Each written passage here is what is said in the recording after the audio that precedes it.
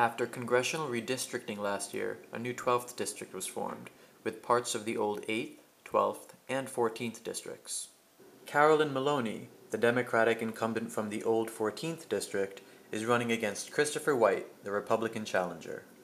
The White campaign headquarters are safely ensconced in the Metropolitan Republican Club on the Upper East Side. Inside the opulent dining room, volunteers man the phone bank as part of an effort to draw both Democratic and Republican voters. But the real action happens downstairs, in a small room affectionately known as the Bunker, where White Campaign Communications Director Carlyle Williams spoke to me about their strategy. I think we're approaching this campaign by showing the citizens of the 12th district, the new district, that there is a viable alternative. You know, a lot of people are growing more and more politically active, especially in as heated an election year as this one. But I think with an incumbent who's been there for 20 years, it's, you know, a lot of it's name recognition.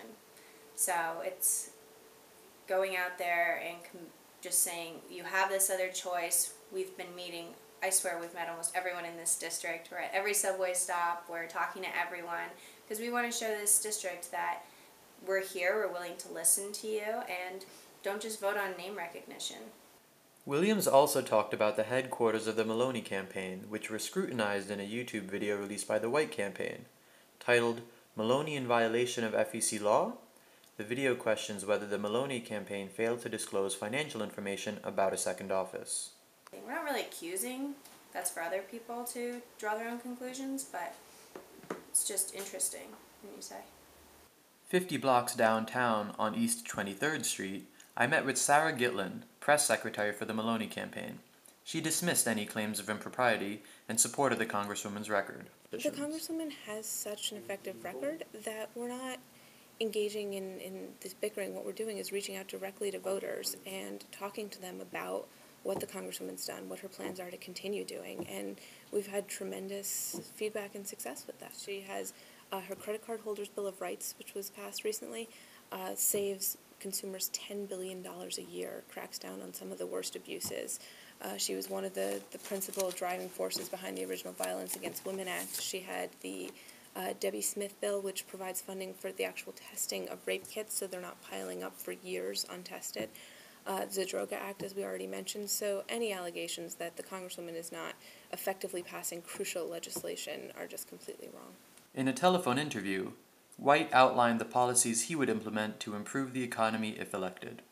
One of the biggest differences between Carolyn Maloney and myself is the fact that I have 15 years in the private sector, working in the financial services industry and also as a small business owner.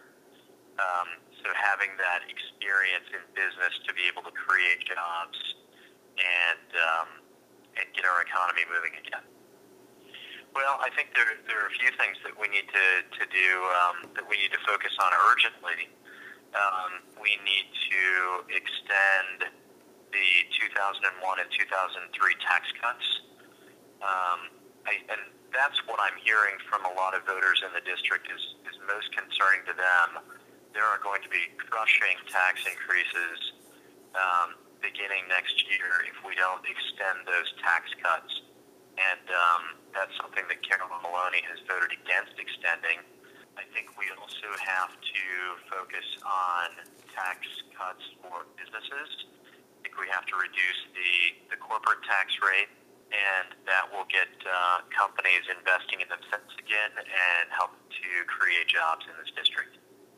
Congresswoman Maloney declined to comment, but Gitlin reaffirmed that despite her large margins of victory in the past, Maloney was taking the campaign seriously. With congressional redistricting, we have 150,000 new voters, and so that's what we've really been trying to reach out and make sure that they become as familiar with the Congresswoman's record as the people that she's been representing for a while, doing a lot of direct grassroots voter outreach. We've made tens and tens of thousands of phone calls, almost over 80,000 phone calls directly to voters, engaging with them that way. And then really I think her record speaks for itself, and people know where she stands, and they love her for it.